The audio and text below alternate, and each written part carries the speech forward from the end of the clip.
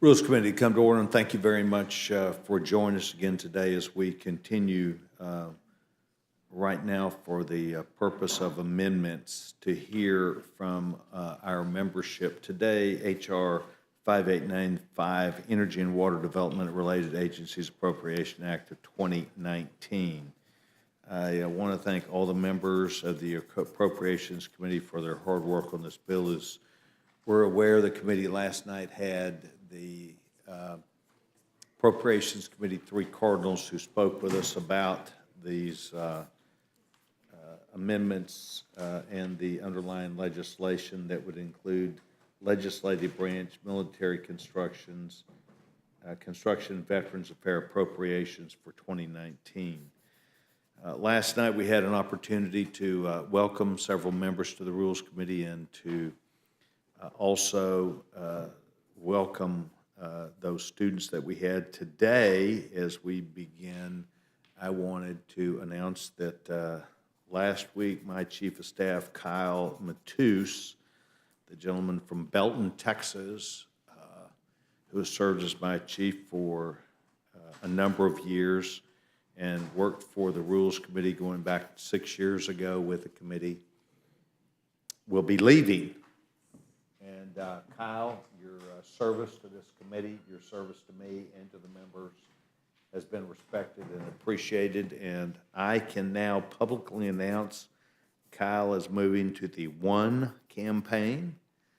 For those of you who know the importance of the One campaign, the One campaign is a very important initiative that deals directly with taking action to end extreme poverty and preventable disease, particularly in Africa.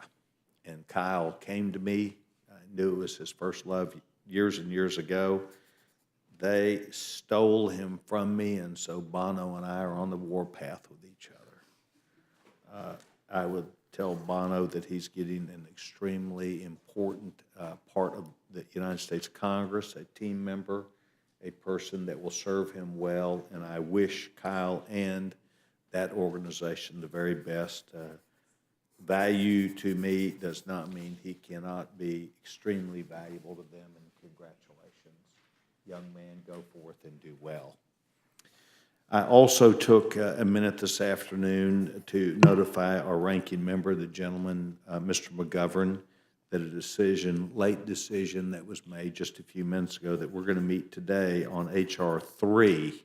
So I'd like to advise all members and member offices that we will be having H.R. 3, the rescissions bill, which has been filed as a bill and can be found, of course, in the appropriate places.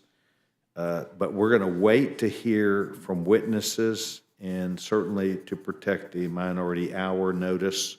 So the notice has been given, and members need to understand that the rescissions package, which is about 6 pages that contains information that I believe we had been aware of that I cannot talk about because I don't know that it's been amended at all, but I believe it's pretty much the same package that the President originally provided, and it's up to the President by his powers under the Rescission Act to move forth, and we will be debating that and voting on that this afternoon. So, Judge, I don't know if you have anything that's an opening statement, but the gentleman, distinguished gentleman from Florida is recognized. No opening statement. I'll just look forward to the testimony of our witness. Judge, thank you so much. I appreciate you being here. I know the gentleman, Mr. McGovern, had some things he was here and then had to attend to them. So we're going to pull up our first panel, and then we're going to go to the next panel, which would include Rules Committee members. This way we can take our guests who are here today. First, I would like to call up the gentleman, distinguished gentleman from Ohio, Mr. Renacci, the distinguished gentlewoman from Wisconsin, Ms. Moore, and if you'll please feel free to come and take a seat.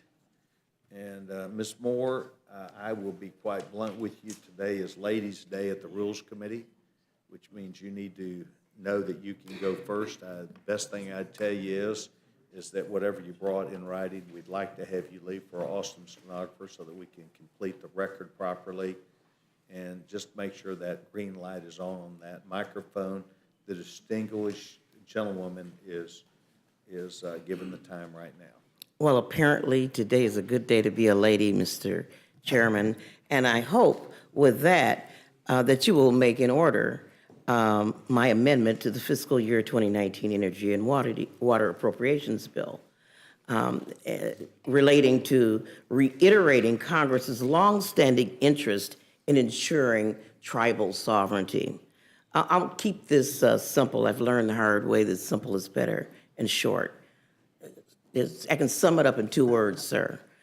Sovereignty and self-governance.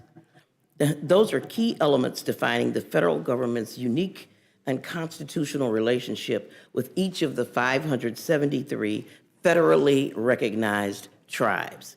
A key part of protecting sovereignty and self-determination is to make sure that federal agencies actively gather, listen, and heed the input of tribes relating to federal projects and activities that will impact their nations and their peoples. My amendment would bar the use of funds for Army Corps activities that do not meet longstanding requirements that tribes are, quote, meaningfully consulted, unquote. The federal government cannot continue to talk out of both sides of its mouth when it comes to tribal sovereignty. If we believe that tribes are sovereign, if we are going to live up to those arrangements and constitutional agreements, then federal agencies such as the Army Corps need to do a much better job as treating them as such. And that includes consulting with them in a meaningful and a significant way on federal actions that will impact their lands and resources, and not simply just checking a box. We know that tribes continue to be frustrated by how federal agencies, including the Army Corps, do their so-called consulting with them. And I share this frustration. I just want to close by adding a little anecdote, if I might. I was just the other day with the Democratic nominee in New Mexico, Albuquerque, for Congress, who would be the very first Native American indigenous woman elected to Congress. And I just warned her that it's exhausting trying to protect sovereignty. The portfolio for trying to do it is so vast with regard to trying to protect interests. And this is an example. The Army Corps does not feel accountable to this relationship that the government has with these sovereign tribes. And so I would yield, and I would be very happy to answer questions if they might arise. And thank you for the courtesy of listening. Thank you very much. Mr. Renacci, welcome to the Rules Committee. We're delighted that you're here. We've had Jim Renacci Day at the Rules Committee before, and I'm sure today we'll come close at that, and the gentleman's recognized. Well, thank you, Mr. Chairman, and I want to thank the other members of the committee as well for the opportunity to testify on behalf of my amendment to the legislative branch appropriations. This amendment is based off of legislation that has more than 130 co-sponsors this Congress and had almost 200 last Congress. It also has the support of Republicans and Democrats, including members of this committee. Additionally, this legislation was included in the 2016 House Budget Committee White Paper on Budget Process Reform, has been supported by organizations like the Committee for Responsible Budget, the National Taxpayer Union, the AICPA, the Concord Coalition, and the Americans for Tax Reform. The amendment I offer today is quite simple. It simply expresses the sense of Congress that the Comptroller General should present to a joint session of Congress the fiscal condition of the United States on an annual basis. As members of Congress, we have a moral obligation to address the long-term debt crisis that our country faces. Beginning in 2020, our country will again face annual deficits above $1 trillion, and by 2028, the debt held by the public as a share of GDP will increase to 96%, the largest since 1946. Most shockingly, by 2023, the CBO projects that we will spend more on our interest payments than on our defense spending. Again, I say we have a moral responsibility to face the problem. That is why this amendment is important. The best way to tackle a problem is to first shine a light on the problem. The Comptroller General has testified before the House Budget Committee, and I believe that this issue is too important for the full Congress to ignore. By having the nonpartisan Comptroller General report the fiscal condition of the United States, along with providing analysis of the fiscal financial condition, members will be put on notice on a larger scale of the fiscal problems facing our country. Some will say that a joint session of Congress is not the right venue for this type of speech. I would counter by asking doubters why they believe this isn't an important enough issue to convene a joint session and why they are afraid to set this new precedent. Families look at their budgetary situation on a regular basis, and U.S. companies and smaller government entities do it on an annual basis. We are all sent to Washington to tackle our nation's toughest challenges. We first need to own up to the reality that we face, what we face, and this amendment is a strong step in the right direction. I encourage to support my amendment. Thank you for your consideration. Mr. Renacci, thank you very much. Are you envisioning that this would be a joint session? Would there be, as not typical, where there is a speaker that is before us, we have sheets of paper to follow the presentation? Would you anticipate it would be on the floor? Would you anticipate it would be downstairs in our visitor center where they would throw slides up on the screen and go through a detailed operation? How do you think this presentation would look?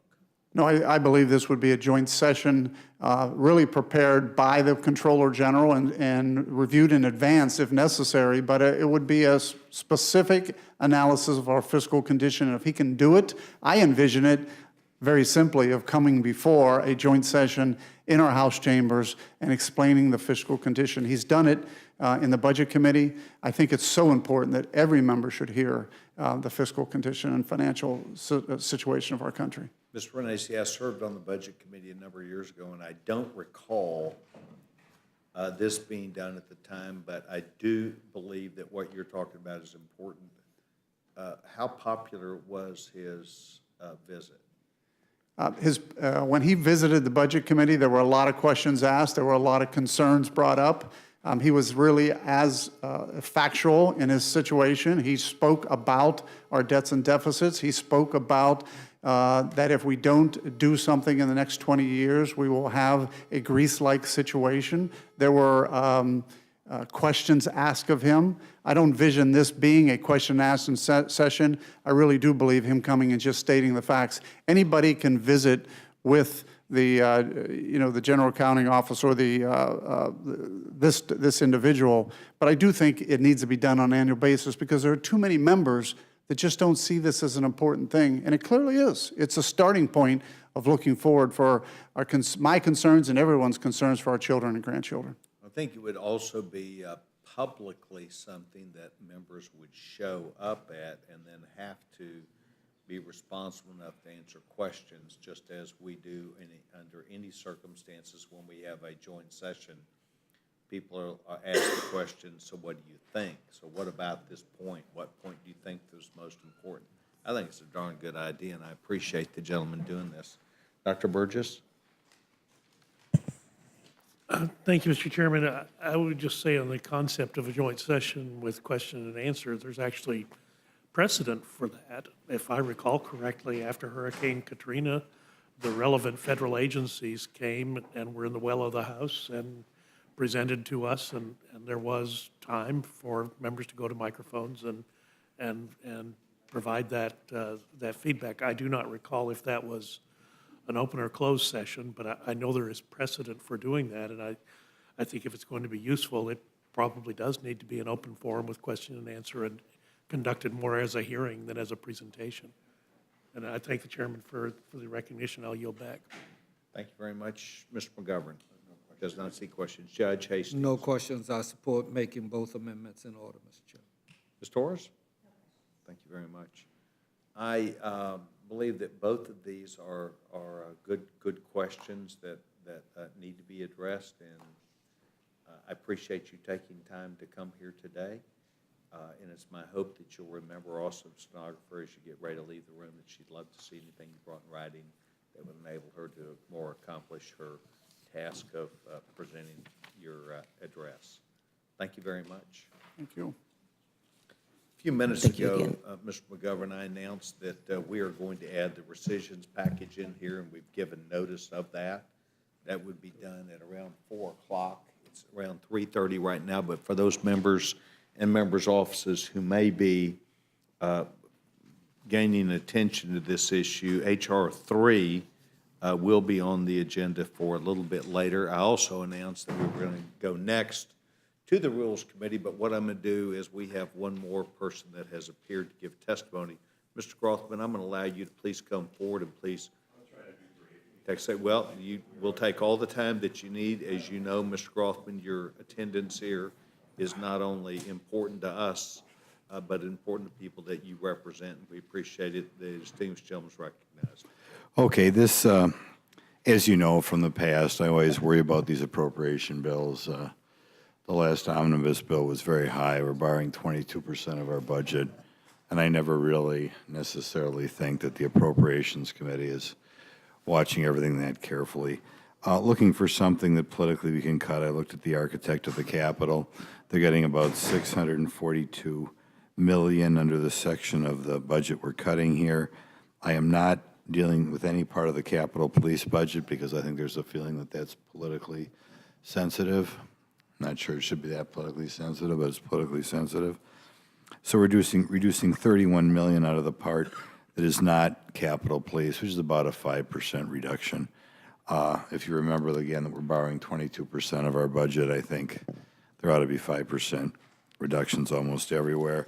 That 5% reduction is spread out over $3.5 million reductions in a variety of lines on page 78 to 82 in the budget, and then it's applied to the spending reduction account.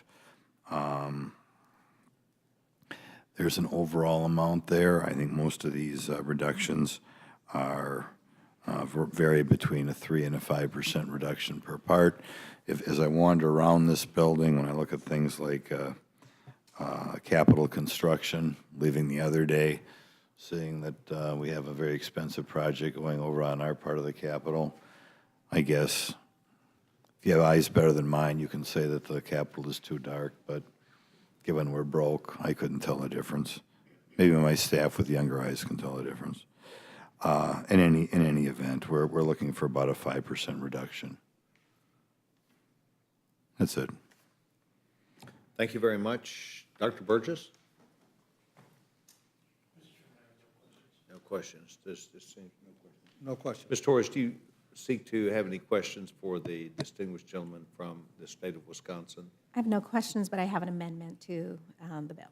I'm sorry, you have? I have an amendment after. Oh, we will come to the members for that, and I'm sorry, I don't know why I can't hear today, but here we go. Mr. Grothman, thank you very much. Thanks for having me. Yes, sir. I and appreciate it we appreciate always. your time. If you'll please Sorry to make wear sure. you out, but If you'll please make sure you leave anything you brought in writing for us from stenographer and enable her to finish her record. Thank you very much.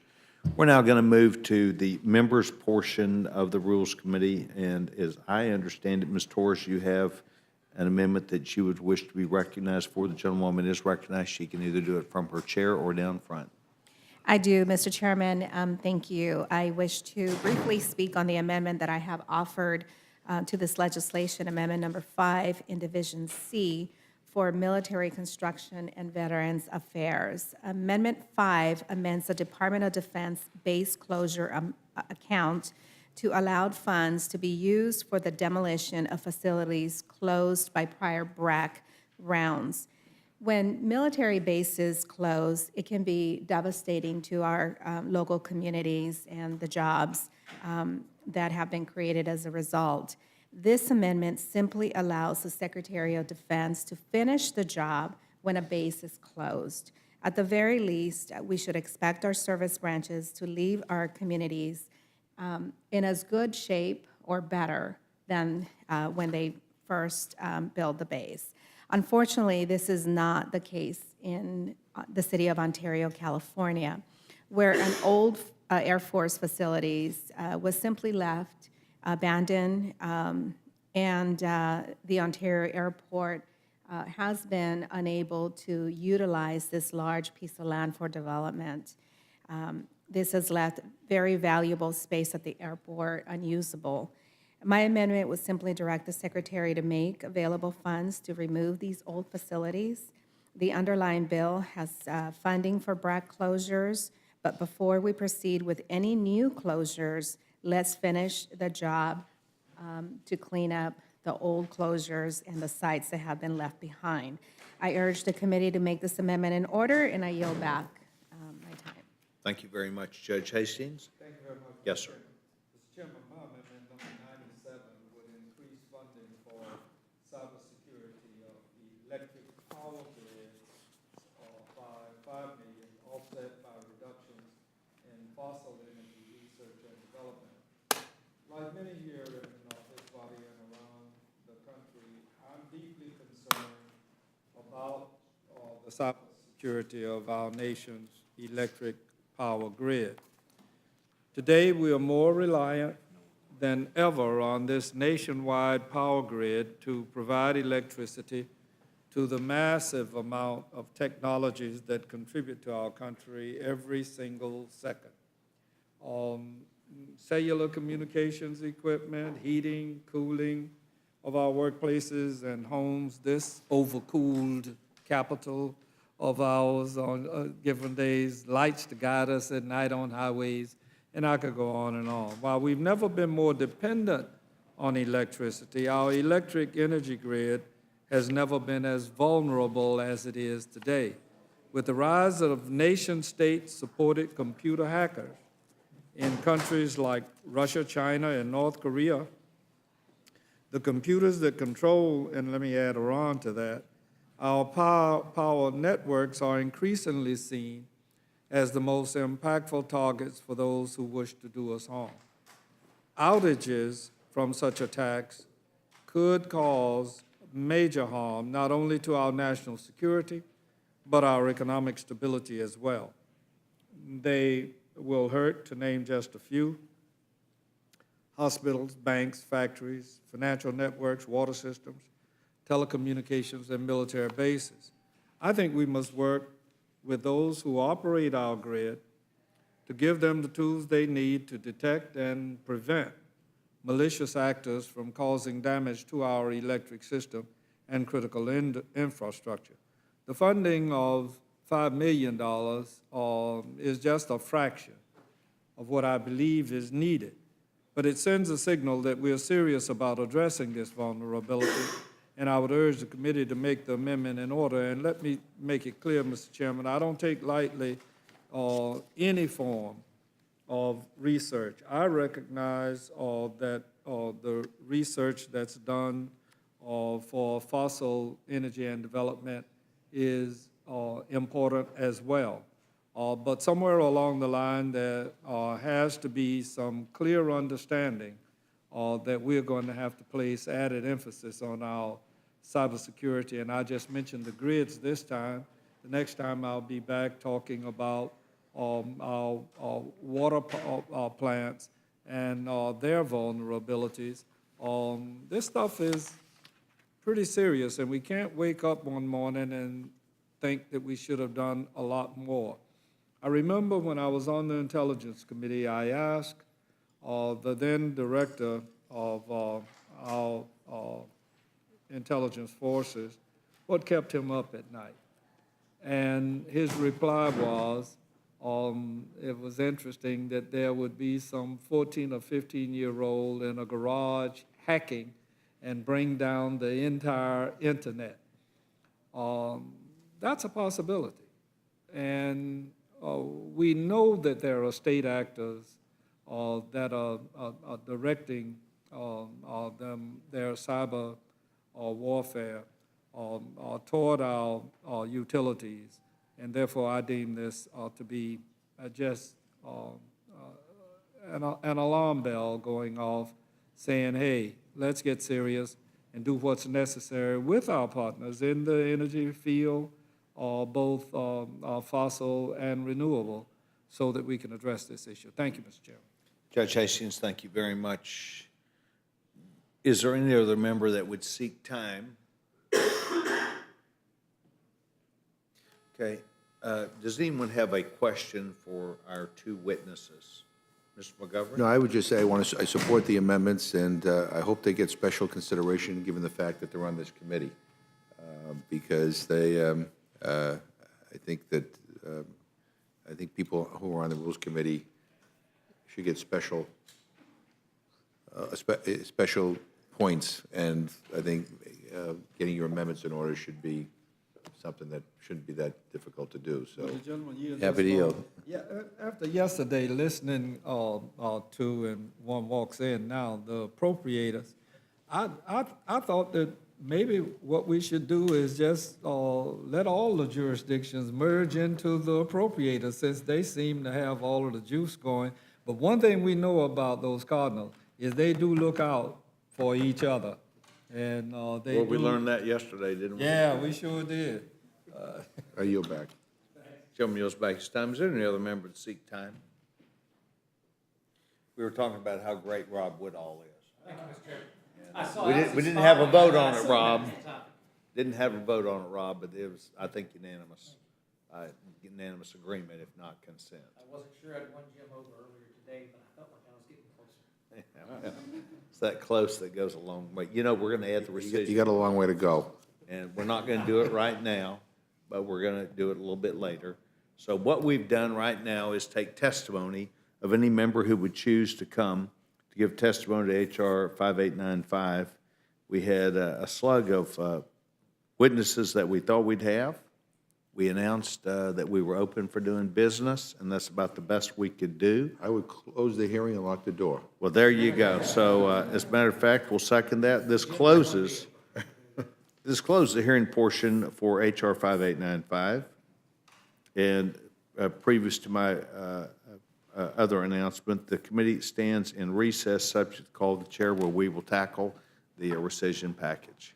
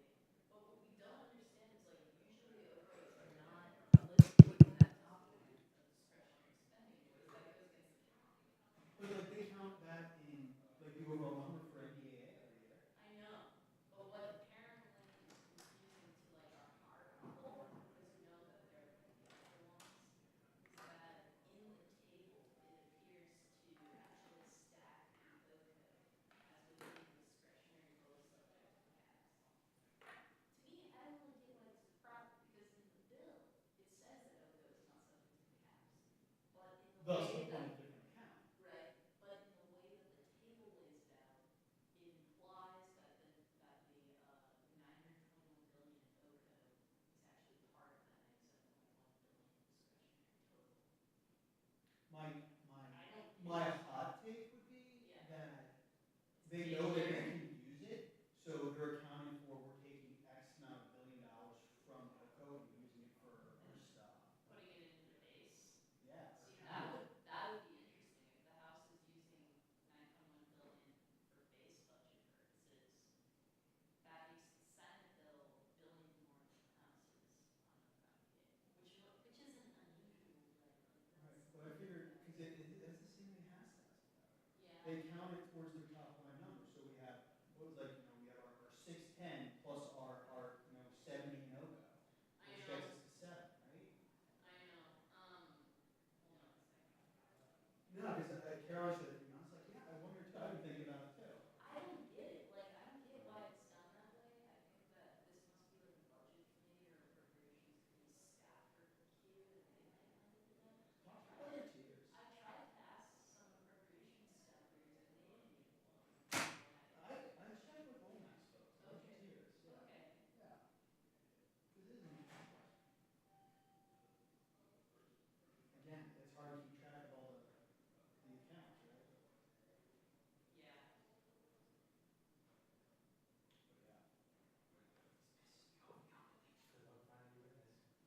So this thing just sits here and has condensation, and then when I go to sit down, like all my papers and everything, all the vote cards just get soaked. No. Do you have any idea, like, off the record approximate? 6? God, I hope not, because we're gonna, well, I guess we're not voting for a while, so that's okay. Yeah. Well, then great, we have tons of time. No one's going anywhere. You just cheer up my dad.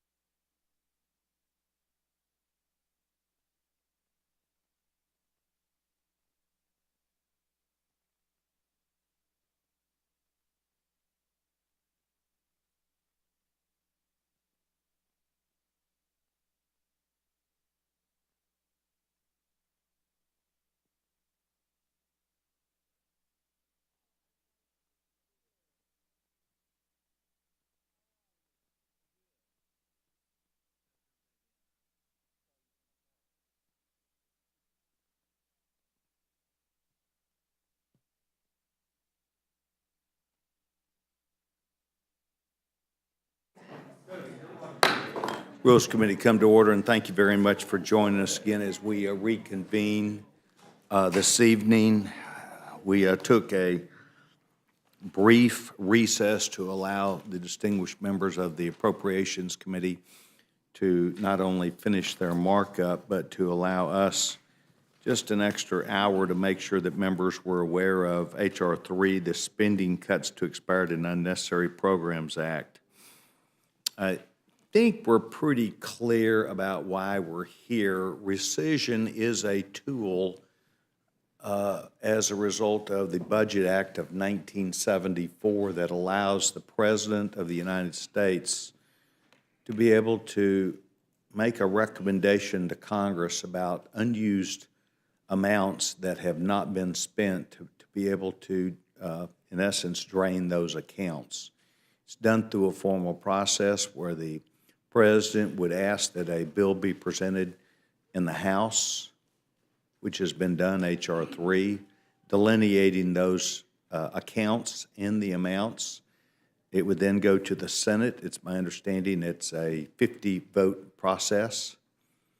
And so it's a process that is a tool under the Budget Control Act, under the discretion and use by the President of the United States under Article 2 powers that he would have in the Budget Act. So today, what we are attempting to do is to allow, through this process, the Appropriations Committee, which has that jurisdiction, to come to the Rules Committee to provide expert witness testimony on a bipartisan basis to explain what is in the bill and to answer any questions we may have. And today, we are delighted to have the distinguished gentleman, a member of my class, the gentleman from Alabama, Robert Adderholt, and my distinguished friend, Nita Lowey, from New York, who represents as the ranking member of the Democratic Party on the Appropriations Committee. It's an opportunity for this committee and members, and I'm sure the public who will be watching this, to probably see some not arcane but seldom used piece of legal authority that rests within the executive branch, a request to Article 1, the House and the Senate. And so we're going to treat that accordingly as a request from the President. I would like to ask that before we get started here, that both of you remember that anything you brought in writing, I'd like to have you leave for awesome stenographers that are here today. And before we go any further, I'm going to ask the distinguished gentleman, the ranking member, for any opening statement the gentleman chooses to make. Gentleman's recognized. Well, thank you, Mr. Chairman. I appreciate it. I don't know quite what to say. My Republican friends passed a tax cut bill that mostly for millionaires and billionaires that blew a $2 trillion hole in our deficit, trillion with a T. And I think my Republican friends are feeling a little bit vulnerable because, they're getting criticized for that, and are trying to look for some cover. And so we have this so-called rescissions bill, which adds, when I add everything up, it's about a $15 billion worth of cuts. So you got $2 trillion up here, and you got like $15 billion down here. It doesn't seem like it's, going to have much of an impact, but nonetheless, I guess it's good cover. It's a good press release. But I think the thing I would just point out here is that a lot of the things that you cut, a lot of things that get rescinded are things that help people. Cuts in mandatory funding to CHIP. There's a $252 million cut in funding to emergency international disaster assistance to address the Ebola crisis. Now, I understand that there's a manager's amendment to put it back in, but here's the deal. The President, on May 8th, the President submitted his rescissions package to Congress, which included this cut in Ebola funding. On that same day, May 8th, a new Ebola crisis broke out in the DRC. I mean, the very, very same day. I mean, it's kind of like, doesn't anyone in the White House know what's going on in the world? But anyway, I'm glad it's going to be put back in there because clearly it is necessary. But here we had a president and we had a Congress that was willing to go forward and just basically erase those funds. There's cuts in funding to the Economic Development Administration. I will assure you, if you talk to anybody at the EDA, there's a backlog of projects and initiatives that are in need of funding, and yet you cut that program. Funding to the Community Development Financial Institutions Program, HUD's Public Housing Capital Fund. There are cuts in funding for conservation programs in the Department of Agriculture, including the Environmental Quality Incentive Program, which is a very important program to a lot of our farmers. Cuts in the Advanced Technology Vehicles Manufacturing Loan Program. Cuts to the Technology Loan Guarantee Program. So, I mean, $15 billion doesn't anywhere near compare to the $2 trillion that you added to the deficit. But the $15 billion in cuts that you're making here are, I would argue, are in programs that actually do a lot, help create economic development, help our economy, help people. But in any event, I would hardly say that they are unnecessary programs, as the title of H.R. 3 says, spending cuts to expired and unnecessary programs act. These aren't unnecessary programs. They're very, very important. But in any event, you guys are in charge, and you're going to move forward. And so I welcome our two witnesses, and I'm grateful that you're here. And I thank you for the time, and I yield back my time. Yes, sir. Gentleman yields back his time. The only thing I would say to the gentleman is, without trying to take the gentleman on, because our witnesses are here to provide information, expert information about what is and what is not needed and why we're doing this. But I would tell you that I think $15 billion is a lot of money. And I know that there's a disagreement that you have about, so what, it's only 15. $15 billion is still a good chunk of change, and I'm proud to at least do that. I know we can sit here and argue about how much $15 billion is as compared to $2 trillion. I get that. Well, I'm not suggesting that $15 billion isn't significant. I'm just saying in comparison to the $2 trillion that you added to the deficit, that doesn't hardly make a difference. And I would argue that some of these funds that you're cutting can help spur the kind of economic development and economic growth that could help us actually reduce that deficit. But in any event, I understand what's going on here. So right, and I don't want to dwindle us down to he said, she said, or you did, or we did, or whatever else. I will just tell you that the Washington Post and the New York Times said, "Wow," with the numbers that have come out with the economy. So we got what we are trying to pay for, and it's called so much full employment that we do not have. We have jobs of begging, and as I recall, there used to be people begging for jobs, so we've turned that around, and I'm proud of that. So it's hard to know the price that you pay for it. Mr. Adderholt, you represent the majority. You represent this H.R. 3. You are a spokesman on behalf of your party, and quite honestly, a distinguished gentleman from the Appropriations Committee who has years of service. I am delighted that you're here, and the gentleman is recognized. Well, thank you, Mr. Chairman, and I think you summed it up very well as you gave an overview that under the Impoundment Act, Control Act, the President submits requests for sending unobligated funds, and the statute provides for expedited consideration in the House and the Senate of a bill responding to that request. It was back on May 8th that President Trump submitted a special message to Congress requesting the rescission of approximately $15 billion in unobligated balances that predate the FY18 and the bill before the committee, H.R. 3, was introduced on May 9th in response to that message. The President submitted additional supplementary messages making a small number of adjustments to his request. And the amendment before the committee from the majority leader in the House, Leader McCarthy, would align the provisions of H.R. 3 with those adjustments. After accounting for those adjustments, H.R. 3 would rescind $14.8 billion in unobligated funds. Some observers in recent days have suggested that this bill is an extraordinary thing, but history shows that from the enactment of the ICA in 1974 and until the 1990s, rescissions were frequently used by presidents in both political parties. In fact, prior to 1992, it was a common practice that allowed the administration to work with the Congress to clean up old accounts and prevent waste and abuse of the funds.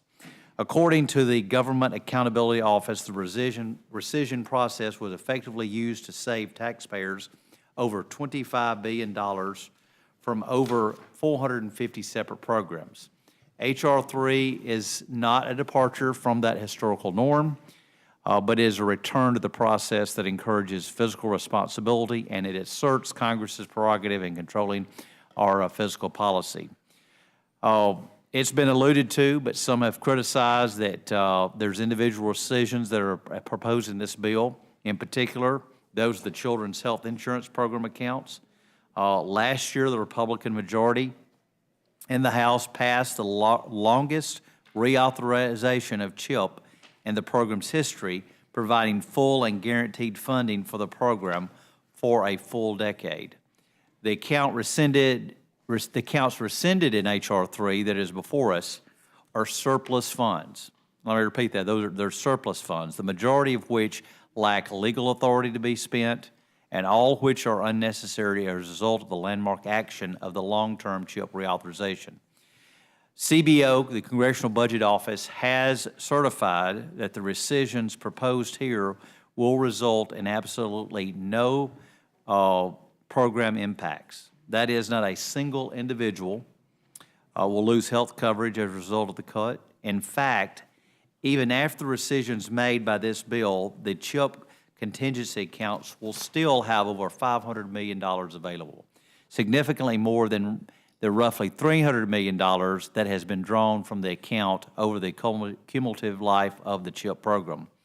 It is important to note that these are also the same accounts that were rescinded in the FY 2018 omnibus with bipartisan support. The only difference here is that instead of being used to offset higher spending elsewhere, we were returning these unneeded funds to the taxpayer. Other accounts targeted for rescission include the Obama administration stimulus dollars, conservation programs that were eliminated in the 2014 Farm Bill, and billions of dollars in funds for an electric car manufacturing loan program that hasn't made a single loan since 2011. These are outdated, unnecessary balances that are ripe for waste unless we responsibly act to rescind them in particular. The American taxpayers work too hard for their dollars to send them to Washington and allow them to be lost and simply wasted due to neglect.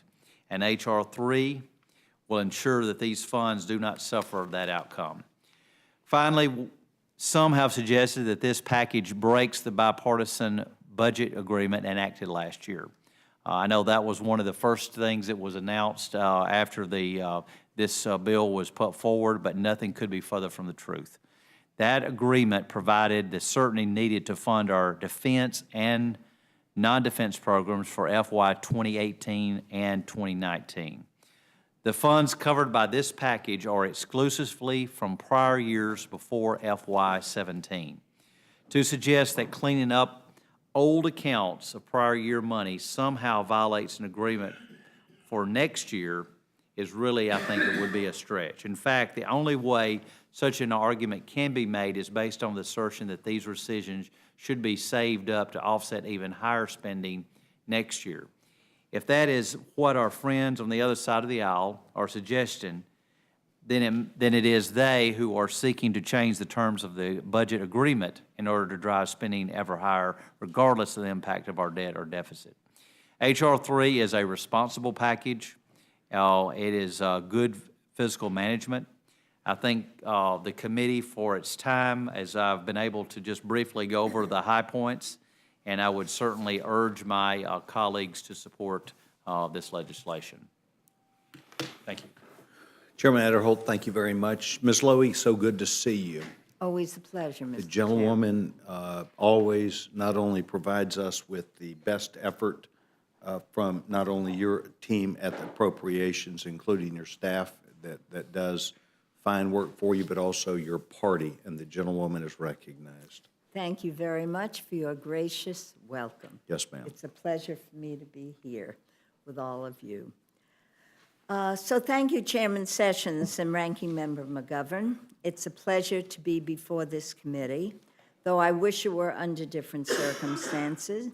The rescission bill, in my judgment, reneges on previous bipartisan agreements and prevents future efforts to reinvest in child and maternal health, early childhood education, biomedical research, community health centers, and other important initiatives. The package would hurt hard-working constituents of mine in the name of fiscal responsibility on the heels of the GOP's tax scam that gives massive tax breaks to corporations. To put this ridiculous notion of fiscal responsibility into perspective, the bill before us today is approximately 1% of the cost of the GOP tax bill, which adds an estimated $1.5 trillion to the deficit. The rescission package includes significant cuts to programs that create jobs, grow our economy, and improve the quality of life in rural communities. These cuts are unacceptable. Lastly, I object to the Republican leadership's decision to rush this bill to the floor when the administration, I understand, just proposed changes only yesterday and without any committee consideration.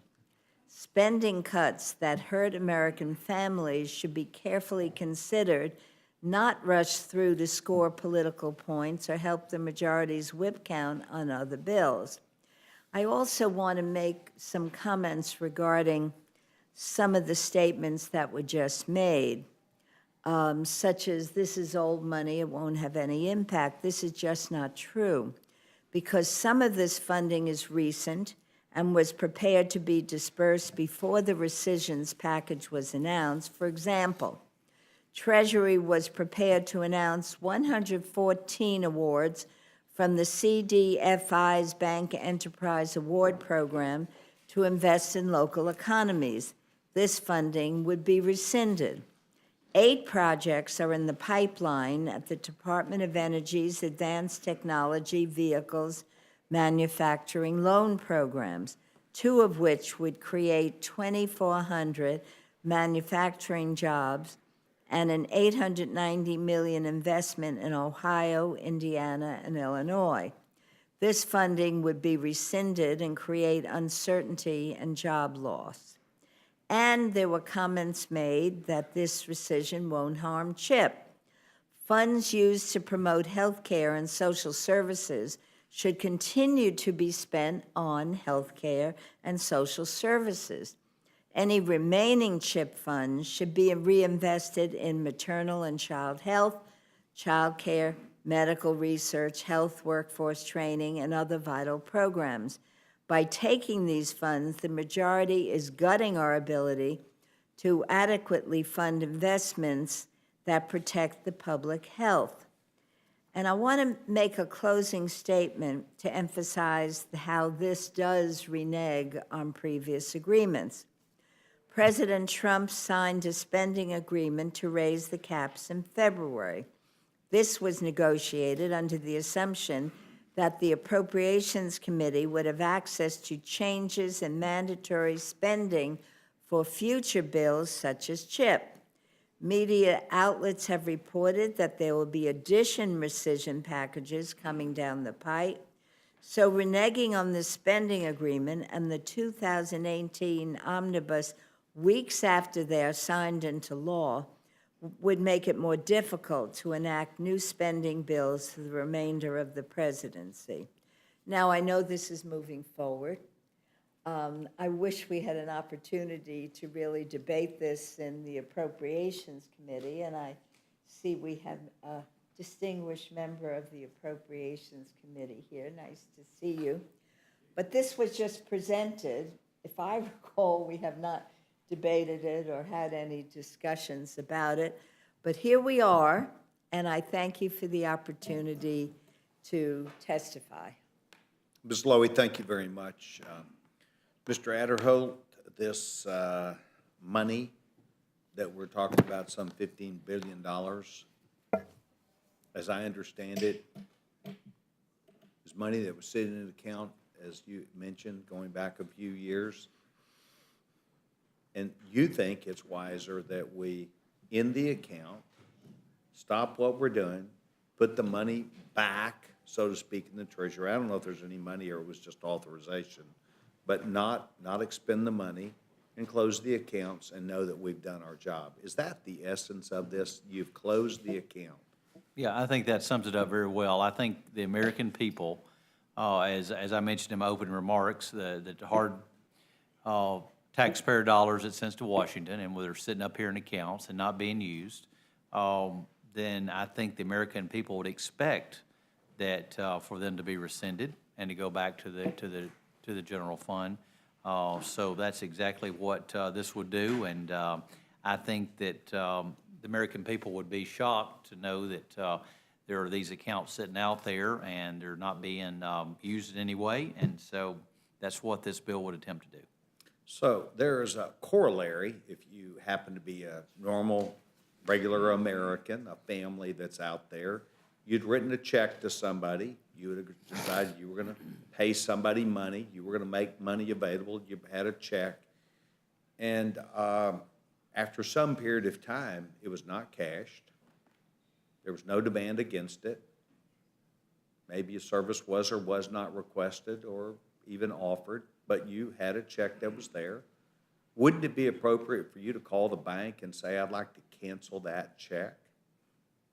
Is that also what we're doing here in just regular Americans' terms? I think These that- accounts have not been utilized. There's not a request for them. They're not, nobody's looking for the money. They were just money that was given out before, not knowing exactly how much we'd need, and it's sitting out there in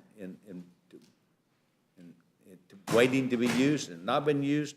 So we're simply closing the account. Now, how do you look at it? Yeah, no, I think that would be a fair way to look at it, to see that it's really, as I had mentioned, to clean up these accounts that for some reason, various reasons, and I think there's various reasons. It's not just one reason, but there's been over the years, this has been used exactly for that purpose, and so I think that's why it's really unusual that here we're talking about, or some people are talking about it being an extraordinary thing to do this.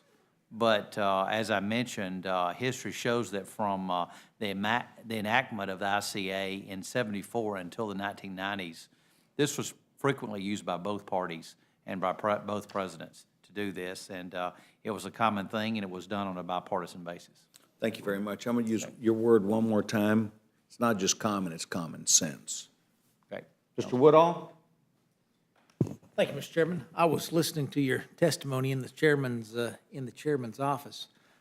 I confess I don't really understand the Appropriations Committee. We have an appropriator to my left. I usually have an appropriator to my right, but I always value it when you all come because it helps me to understand. I thought what I heard from your testimony, Ms. Lowy, was that the money in the CHIP program, for example, that might not be spent for the purpose that it was originally tasked for, you'd like to see reinvested in other public health priorities. Is that a fair? Correct. And I mentioned maternal, child health, child care, medical research, health workforce training, and other vital programs. Help me understand how that works in the Appropriations Committee. I mean, the bill that I would have voted for would have put that money into the CHIP insurance program, for example. In the absence of another bill that comes before the House, does the Appropriations Committee have the ability just to move it around from an account to account and kind of fill in holes here and level out funds there? Now, you and I are on a committee, if you recall. I think you're sitting 2 seats in front of me. Chairman Womack and I are co-chairs of this committee. And as you know, we're trying to look at the process and see how we can improve it. And as far as I'm concerned, one of the biggest problems is the appropriators get some very interesting requests from the authorizers. And when the authorizes, my friend Mr. Newhouse probably would agree, because we have many discussions in appropriations, and it's not always Democrats feel one way, Republicans. When you get to a vote, we may differ. But we're doing cleanup too often, and we're doing the work of authorizing. So when I am saying remaining CHIP funds should be reinvested in maternal and child health, child care, medical research, health, workforce training, and other vital programs, from me, just from my perspective, I don't think the NIH, that is very generously funded because of the work of Mr. Cole, who's the chair of that ranking committee, would say, oh, no, we can't have more money for cancer research. We've solved all the problems of HIV and AIDS. We've solved all the I can keep mentioning many diseases. So this quick turnaround didn't give either the authorizers or the appropriators an opportunity to think about how they can use that money most effectively. In fact, I understand the president was making changes last minute. So it's great to be able to wake up in the morning after you've watched Fox 5 and participated in it. I think I'm going to give back all the CHIP money. I would just say, I see in my district, I have people at the top. My district is who are doing great. They don't need us. They don't need help. They're making a lot of money. They probably benefit from the tax bill. But there are an awful lot of people that are still struggling, and they're not making enough to support their family. And frankly, there are many diseases that are affecting these people. So I hate to say it's just money that's sitting in the bank. I think we should have given us the opportunity, either through the Appropriations Committee or the Authorizers Committee, to give some thoughtful use as how to spend this. So I don't look at it money just, you were in there, you probably heard me say that Treasury was prepared to announce 114 awards from the CDFI's Bank Enterprise Award Program to invest in local economy.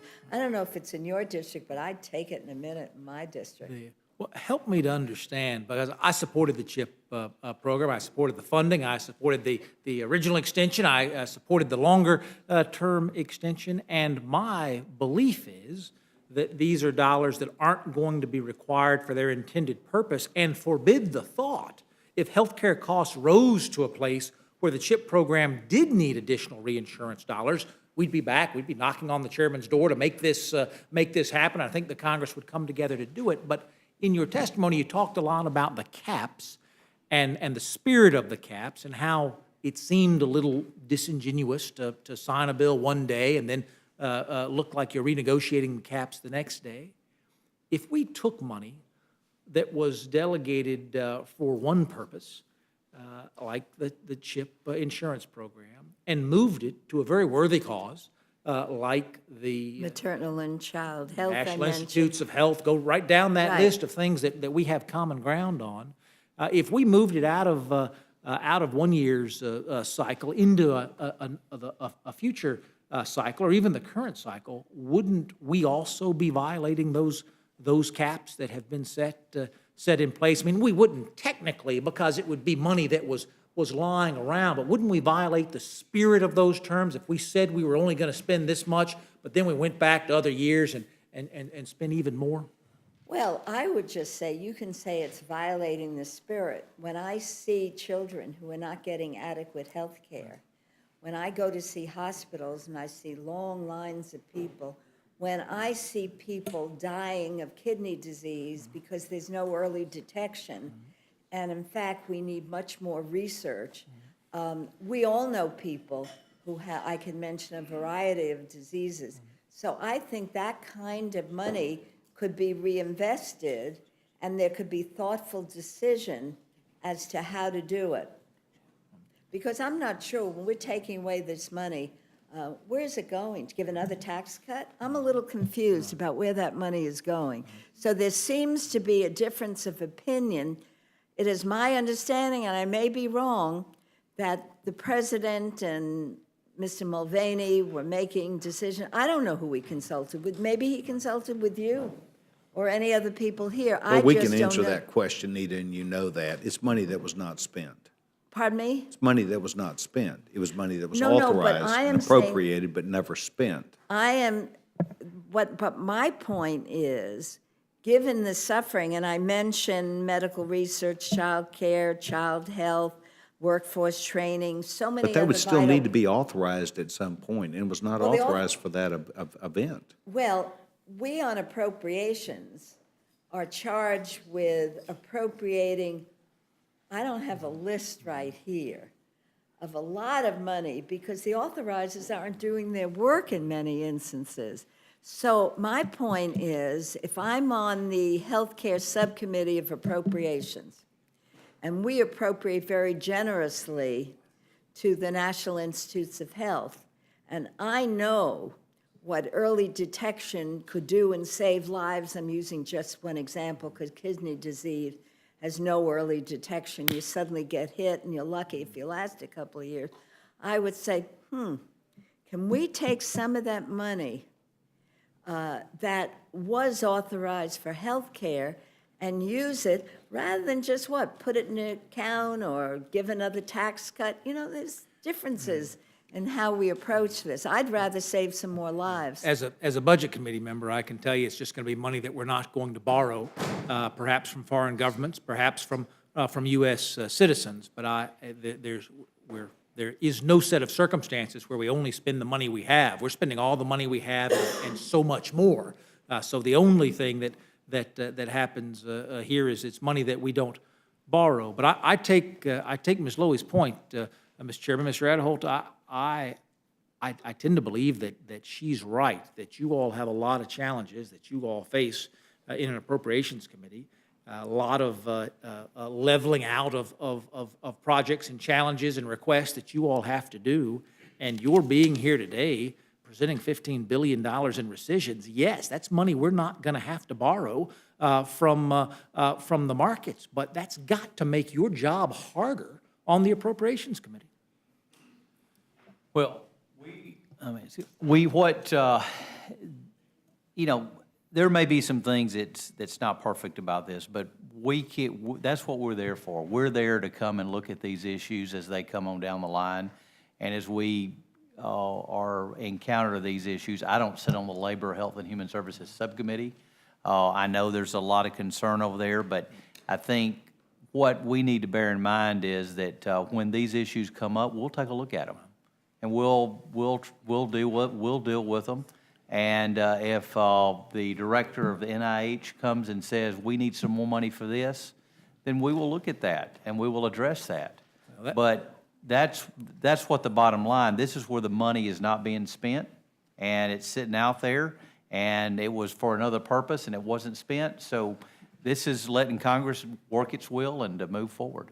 The truth be told, Mr. Adholt, that's what I like so much about you all and your partnership on the Appropriations Committee. Mr. Chairman, you sit on that same Joint Select Committee that Ms. Lowy referenced. We're always talking about, no matter what challenge we give the appropriators to do, they get it done. That of all the things that are broken around here, it's not the Appropriations Committee and getting things done. And here we have a cardinal sitting before us saying, yeah, I know this is going to make our life harder, but it's going to make somebody else's life easier because it's money we're not going to have to borrow from their children and their grandchildren. And dadgummit, we meet every other challenge you give us. We're going to meet this one too. I wish we had more of that spirit. Well, let me just say that, as has been said, in a lot of things in Washington, sometimes $15 billion may not be a lot of money, but it is a lot of money. And when you're talking about the debt that we have and the deficits that we're running, $15 billion here, $15 billion there, and after a while, you're talking about a lot of money. I thank you both for being here. Mr. Now, Chairman, may yield I back. ask, Mr. Chairman, I understand that in your bill, there is some important money for rural water infrastructure that was in the rescission package. Did they talk with you and say, do you think this is a good idea? Or did they just do it? I know you're really an expert in these areas. So I just wonder how, is the president sitting there and someone sends him a tweet and speaks to someone on Fox 5 and saying, that's a good program. How about that program? Would you have advised him to rescind money for that good program? Well, that's what this process is about. This is an appropriations process where we're going to be moved forward, and that we're going, we're starting the process. If we need to fix some things along the way, then we have the ability to do that. Wait a second. I was sitting from early morning to about a half hour ago, and we find out the rescissions bill is on the floor. I don't know that did anyone consult with you? They didn't consult with me. There was some changes that were, members were consulted about some changes that needed to be made. But again, we still have that ability to go forward to do that. But then the money is taken away, Mr. Chairman. So I don't know how we have the ability to go forward. All I'm saying is, we have an appropriations committee, and there are many authorizing committees. We end up with a lot of stuff in the appropriations committee, making laws, rescinding laws, because the authorizers in many situations don't do their work. So what I am saying, if I was asked, and I have 3 children and 8 grandchildren, and we've been very fortunate, they're in good health, but if I was asked, do you want to rescind the CHIP program? I'd probably say, I don't think that's a good idea, but if you don't really like the CHIP program, Mr. President, you can put it into medical research, health workforce training, child health care program. I would have given him a lot of other opportunities because, New York is a very varied community. My district is very varied. There are people here who just love those tax cuts, and they're making lots of money, but there are other people who are out of work, struggling to pay for their kids' health care and to pay for a whole lot of other programs. So I just think we should have had a little more time to discuss this so we could be reasonable about the decisions.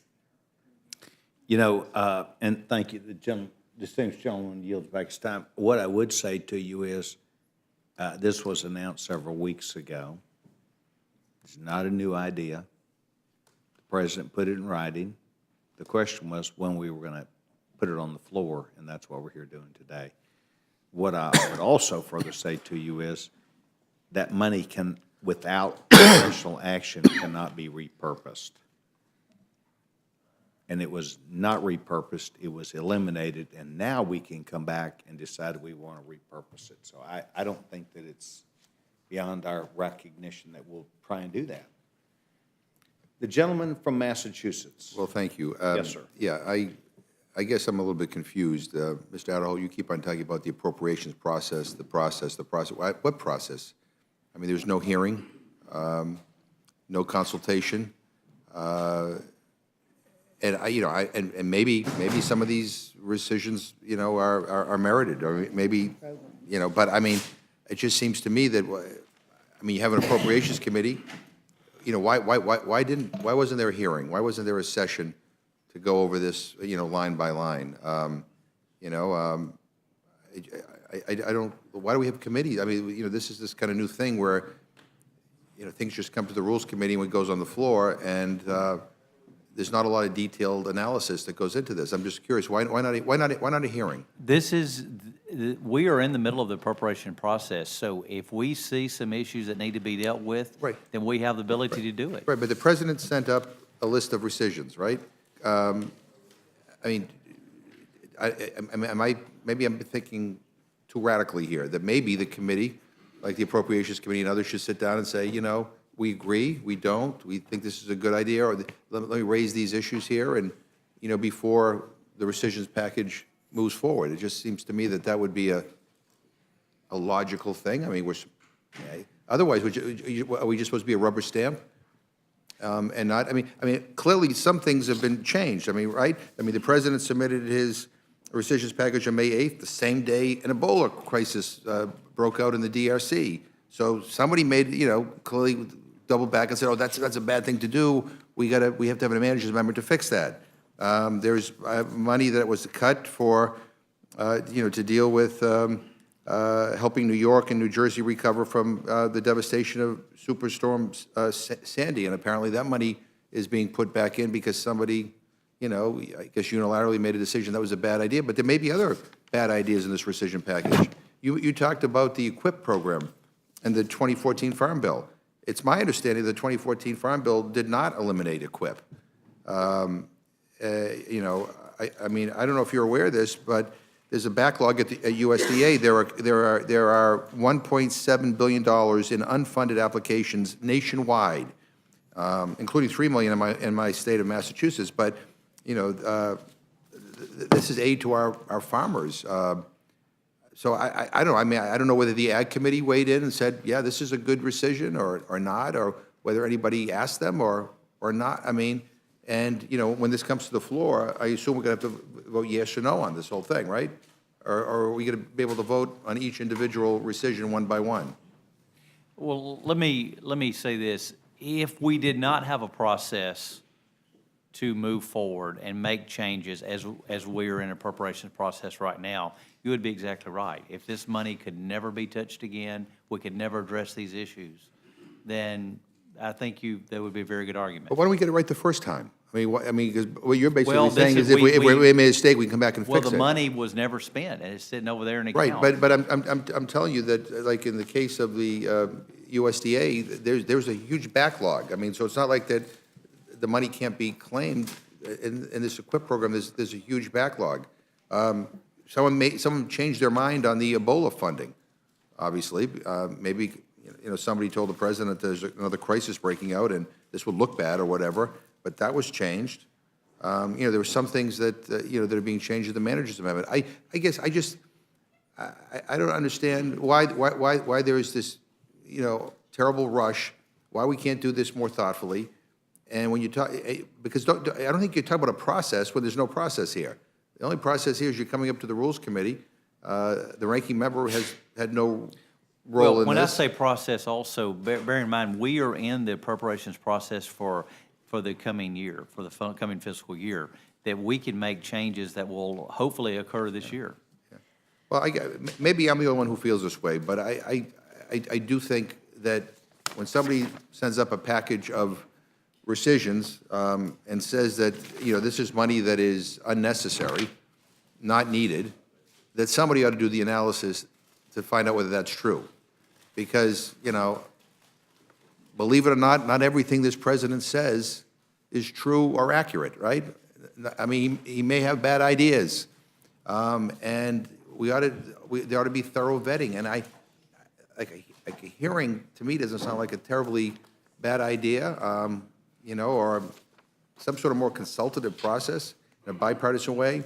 But I guess, you know, I complain a lot about process, and, you know, I guess it doesn't change anything around here. But anyway, I just wanted to point it out because I think, why do we have an appropriations committee if the appropriations committee isn't doing its due diligence on something like this? But anyway, I yield back.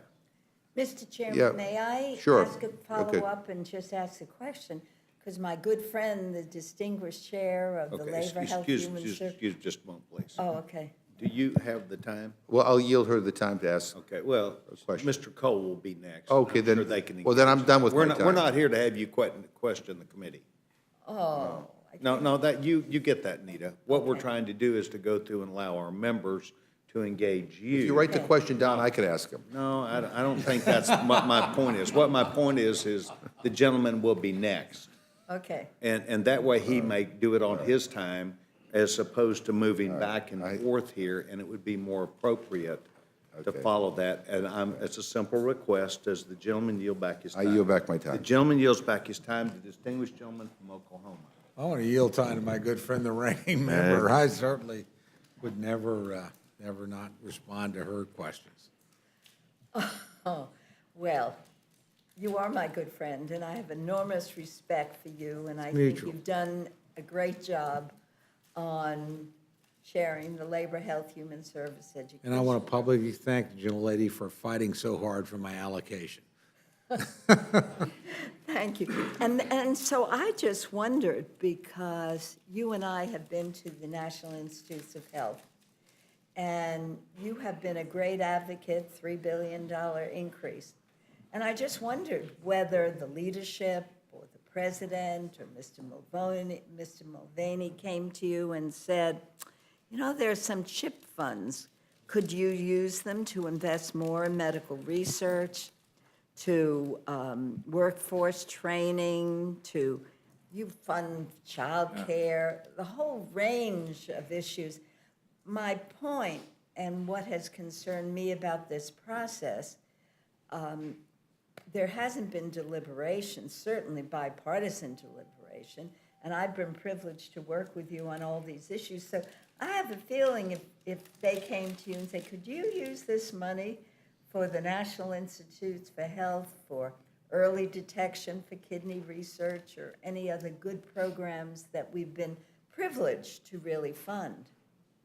Well, I want to begin by thanking my good friend because we have worked together on these issues. And my good friend has been an advocate across the board for any number of worthy projects that I think have made a real difference for the American people. In this particular case, you know, I can tell you I've worked pretty closely with our leadership on this, and certainly not with the president, but certainly with the administration. And here's what I would say about the proposal in front of us. First of all, and I was very skeptical of any, you know, rescissions process because I was afraid it would undo the deal we had struck between us and compromised in good faith on both sides for fiscal year 2018 and 2019. This doesn't do that. And so, number one, I give the president and his team credit for not trying to undo a deal that, honestly, they were part of negotiating themselves. And they didn't do that. And I think initially there were probably some voices in the administration do that. I want to congratulate our own leadership for advising them against that, congratulate the administration for making that decision. When I looked at the package, and again, I started out as a skeptic. I actually raised questions about this because I was afraid it would undo a carefully negotiated deal. It really doesn't do that. You know, it's roughly a $15 billion package. And let me go through three significant elements of that I really don't think there should be a fight about. And then I want to answer directly my friend's question about what do you want to do additionally. The first one is CHIP. With all due respect, Republican conference reauthorized fully funded CHIP. Didn't get a lot of help from the other side on that. So we took $5 billion that we can no longer spend. The authorization has run out of it. It's on the books, but so why wouldn't you reclaim that for the Treasury, which is essentially what this bill does. There's another $2 billion in the CHIP program that is for if any state actually calls on, you know, needs more money than we estimate. The administration, I think, very wise. We've never done more than $350 million in a year for that. They left $500 million in the account that deals with it, and then reclaimed $2 billion. So, because this was just sitting out there unused. The third, so that's $7 billion. The third biggest category is $4+ billion for a you know, a sort of modern automotive or, you know, program, electric car, or whatever, that was in a loan program that nobody's asked for the loan since 2011. So that's just sitting out there in the book. So reclaiming that kind of money, to me, is very wise, and putting it back in the Treasury is wise. Now, you could leave it all out there and say, well, we over-appropriated in these areas, not by design, but, you know, that happens in a multi-trillion-dollar budget. These are $15 billion and $4 billion roughly budget total. But I think the prudent thing to do is return it to the Treasury and then have the Appropriations Committee look again. If there's something here we need, then we should do that. So again, I approached this with a very skeptical attitude because I thought it was one thing. It turned out to be something different than I thought. That is not to undo the deal, just to go through and weed the garden. And I will tell you, I think we use this tool so frequently for many, many years. President Clinton used it, President Bush used it. It was pretty normal sort of thing. And then for whatever reason, and again, I'm not being critical of anybody here, we sort of fell out of use for it for 20 years. So if we actually appropriate, and we sometimes do, more money than we usually need, I have no problem with going back and reclaiming that for the U.S. Treasury and using that. And this, again, I want to commend the administration on this because I thought this was going to be one thing, it was something very different. I want to commend our leadership. I know Leader McCarthy worked really hard to make sure we did not unravel a deal that in good faith we'd arrived at with our friends on the other side, and the administration had participated in. So, they didn't come back and ask me, do you need more money? That's a fair question. What cardinal would say no? I don't know a single one that wouldn't say, well, I can always think of something good to do with the deal. But the deal that was negotiated between the two parties was a very generous deal at labor age. And we'll have this discussion, I'm soon, pretty quickly, and I understand my friends might have a different view, and I respect that. But I will tell you, remember the deal we negotiated in my subcommittee was a $16 billion increase on what was about 160 some odd billion dollars. So roughly a 10% increase from FY17 to FY19. And I don't quibble with the administration, quite frankly, on or our committee on the priorities that it laid out. Again, what member wouldn't want more money to spend? But if you tell me, well, you could have more money or I could spend more money on veterans, I'd say, well, veterans in my district would probably be a number one priority. You could have more money or you could spend more money on border security. That in my district would be a priority. You could have more money or you could spend more money on infrastructure, as we did. So I actually think the priorities for extra money here, this year have worked out pretty well. But this rescission package, and you have to remember, is in and of itself different from what we're doing in the appropriations part. This is money that literally, and we didn't make an error on our committee, we did what we were asked to do, but they turned out not having to draw it all down. Why not reclaim it for the United States Treasury, the American taxpayer? And if we need to redeploy it, I trust our committee collectively in a bipartisan sense to make the right choice.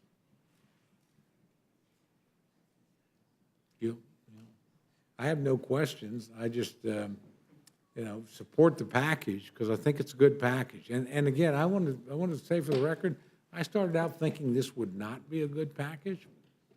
I was wrong in that. I thought it'd be very different. And I want to credit everybody that sat around because I think the initial thing, there was a fear, was to undo the agreement that had been reached. And the administration, to its credit, did not do that.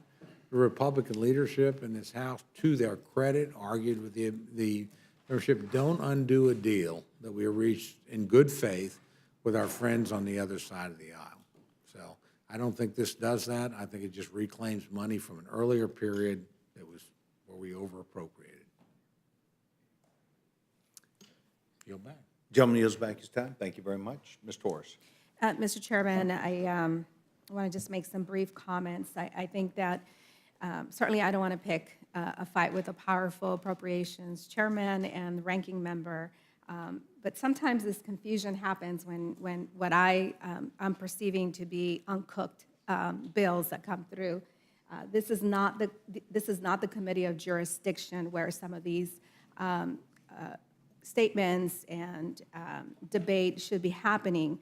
But I am very concerned about rescinding money where I have recently left and resigned from my committee assignment on natural resources. I was a ranking member on the Indian, Insular, and Alaska Native Affairs subcommittee. And I can tell you that time and time again, when it came to Indian housing programs, I mean, they have been depleted, the need is great, but yet here we are rescinding $1.2 million for housing assistance. The U.S. Forest Service, the western part of the U.S. has been burning as climate change issues continue to grow and our states continue to try to battle and bring about some relief to these communities that have been impacted by these massive fires. But again, we're cutting $16 million to the Forest Service. The Forest Service has come before our committee time and time again, and they are cash strapped. There is no money for cleanup projects and to continue to battle these fires. So where is the good judgment in not allowing them to reuse $16 million for those programs. Reclaiming money from obsolete programs is absolutely a good thing, and I want to agree with my colleague, Mr. Cole, on that. I don't see where this is common sense.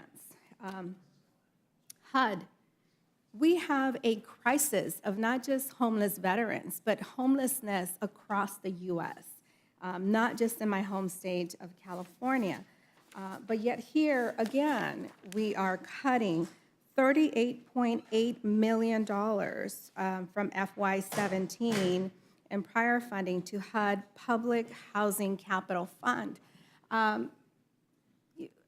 I'm struggling in trying to figure out, where the common sense is to cut these programs that are badly needed in our communities to address the growing issues of homelessness. I don't know that you can answer those concerns. Certainly, you are not the committee of jurisdiction, but I think that that's why a process is imperative to ensure that there are proper hearings and there's proper discussion and there is some flexibility to federal agencies to reuse and use this funding where they desperately need it. With that, Mr. Chairman, I'm going to yield back. Thank you very much. Gentlewoman yields back her time. Distinguished gentleman from Alabama. I have no questions. Gentleman does not seek time. Distinguished gentleman, member of the Appropriations Committee, the gentleman from the state of Washington. Thank you, Mr. Chairman. I'll be very, very brief because I know that there's a lot of other things that are on people's agendas. But, my constituents look at the spending from the federal government and understand, maybe better than we do sometimes, that we have to get a handle on this fiscal ship of state that we have, and that we continue to spend more, we continue to find more ways to go deeper into debt. And this is an opportunity that I think that people back home just are scratching their heads wondering why we can't even put money back into the Treasury that has been in agencies and they have not seen or not been able to spend, that is, in some cases, can't be spent. It seems to me that this is a very responsible thing to do, something that it's one of those no-brainer things that we should be able to accomplish. As far as some of the things that have been pointed out by the previous speaker, unless, I don't see everything in the fine print or between the lines, I don't see anything that's cutting programs for members of our tribes. As far as the money that's being targeted from the Forest Service, that is not taking, and I live in the West too, I understand we're burning up, but we're not taking money from firefighting. We're taking money from Forest Service land acquisition, not from the ability to fight fires.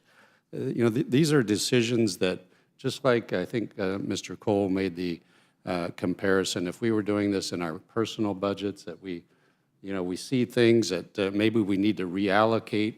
We can't do that necessarily, make those decisions without taking the money back, putting it back into the Treasury, then making those decisions again on where it would be better allocated. And I think that this is a very common sense and fiscally responsible step that we should take, and fully support the effort that has not been used often enough over the last decade or so. Going back past administrations beyond that was used time and time again. And I think that we need to get back into the habit of really looking at the spending that we authorize, whether it's being utilized as it should be, and if it can no longer be used by the agencies, bring it back in the Treasury and reallocate it to where we also have other obligations and priorities. And so with that, Mr. Chairman, I yield back my time. Thank you very much. The gentleman from Freedom, Colorado. Gentleman does not seek time. I want to thank both of you for taking time on short notice to represent the Appropriations Committee, to come and speak with us about your thoughts and ideas, and perhaps more importantly, to provide the members the benefit of your personal knowledge and experience as you relate to these matters. I want to thank you. Mr. Chairman, can I just say one thing? The gentleman's recognized. In closing, I think some of the issues that the minority have raised here about where some issues can be addressed and maybe some needs that are out there are perfectly legitimate. The thing about this rescission package is, the bottom line is that this money is not being spent. And if we didn't have an appropriations process to move forward to try to address these issues, I think these would be real concerns that we'd have to face. But we have an appropriations process that we're in right now that we can address those issues. And so therefore, we will have a chance to talk about these and to move forward. And so I think that's why the beauty of this whole program, or the appropriations process, is that when these issues arise, we can address them in a way that I think the American people expect. And so I think that's why this bill is a good bill to move forward, and why, as been said here earlier, the American people expect when money is sitting out there in account, it's already been, it's sitting out there not being used, then they would expect the money to be put back in the U.S. Treasury. Thank you.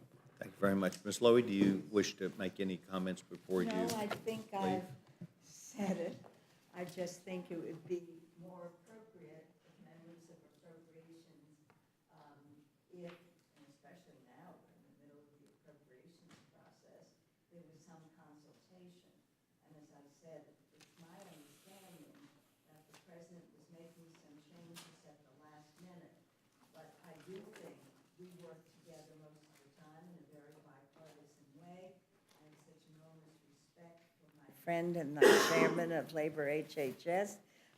That's a committee that's been close to my heart, and the NIH is close to my heart, and a little more money could probably save a lot of lives and save a lot of children and families, and at least I think there should have been a more cooperative process to make that determination. But here we are, and we have an option of voting yes or no. Yes, ma'am. I want to thank both of you for your time. It's my hope that we will see you on the floor this evening, and we'll get this rule done tomorrow, and I appreciate your help. Thank you very much. Thank you. Is there any other member of the body that would seek time before the committee to discuss this rescissions package, H.R. 3? Seeing none, this now closes the hearing portion of H.R. 3, and the chairman will be in receipt of a motion from the distinguished gentleman from Oklahoma. Thank you, Mr. Chairman. The rule provides for further consideration of H.R. 5895, the Energy and Water Development and Related Agencies Appropriation Act of 2019, under a structured rule. The rule provides no further general debate shall be in order. The rule provides that the further amendment printed in Part A of the Rules Committee report shall be considered as adopted. The rule makes an order only those further amendments printed in Part B of the Rules Committee report. The rule pro forma amendments described in Section 4 of House Resolution 918. Each further amendment printed in Part B of the report may be offered only in the order printed in the report, may be offered only by the member designated in the report, shall be considered as read, shall be debatable for the time specified in the report, equally divided and controlled by the proponent and an opponent, may be withdrawn by the proponent at any time before action thereon, shall not be subject to amendment except amendments described in Section 4 of House Resolution 918, and shall not be subject to demand for division of the question. The rule waives all points of order against further amendments printed in Part B of the report. The rule provides one motion to recommit with or without instructions. Section 2 of the rule provides for the consideration of H.R. 3, the spending cuts to expired and unnecessary programs act under the closed rule. The rule provides 1 hour of debate equally divided and controlled by the majority leader and the minority leader or their respective designees. The rule waives all points of order against consideration of the bill. The rule provides that the amendment printed in Part C of the Rules Committee report shall be considered as adopted, and the bill as amended shall be considered as read. The rule waives all points of order against provisions in the bill as amended. The rule provides one motion to recommit with or without instructions. Finally, Section 3 of the rule provides that provisions in Section 1017 of the Impoundment Control Act of 1974 shall not apply to a bill or joint resolution introduced with respect to the special message transmitted under Section of the act of, on May 8th, 2018. You've now heard the motion from the distinguished gentleman from Oklahoma. Is there discussion or amendment to that distinguished gentleman from I Massachusetts? think we each have one amendment. I have an amendment to the rule. I move the committee make an order and give the necessary waivers for the amendment to Division A of H.R. 5895 by Representative Crowley, number 53, which would ensure that none of the funds made available by this act may be used to reject any funding opportunity announcement application because of the use of the term global warming or the term climate change in the application. Okay, discussion? Vote will now be on the McGovern amendment. Those in favor signify by saying aye. Aye. Those opposed, no.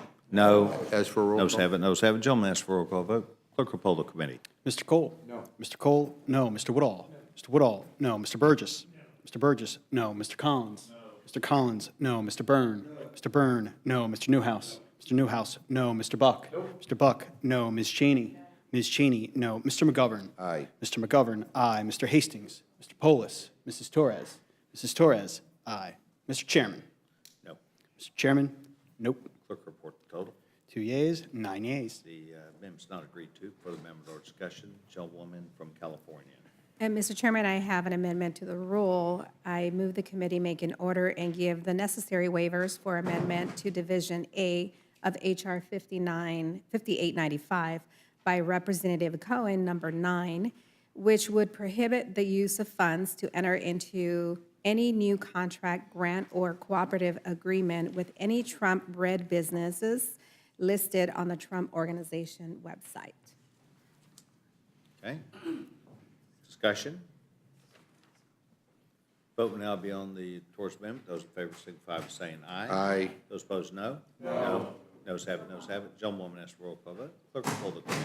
Mr. Cole? No. Mr. Cole? No. Mr. Woodall? Mr. Woodall? No. Mr. Burgess? Mr. Burgess? No. Mr. Collins? Mr. Collins? Mr. Collins? No. Mr. Byrne? Mr. Byrne? No. Mr. Newhouse? Mr. Newhouse? No. Mr. Buck? Mr. Buck? No. Ms. Cheney? Ms. Cheney? No. Mr. McGovern? Aye. Mr. McGovern? Aye. Mr. Hastings? Mr. Polis? Mrs. Torres? Mrs. Torres? Aye. Mr. Chairman? No. Mr. Chairman? No. Clerk report the total. 2 yeas, 9 yeas. Amendment is not agreed to. For the amendment or discussion, seeing none, the vote will now be on the motion from the distinguished gentleman from Oklahoma. Those in favor signify by saying aye. Aye. Those opposed, no. No. The ayes have it, the ayes have it. As for a roll call. A gentleman asked for a roll call vote. Clerk will poll the committee. Mr. Cole? Aye. Mr. Cole? Aye. Mr. Woodall?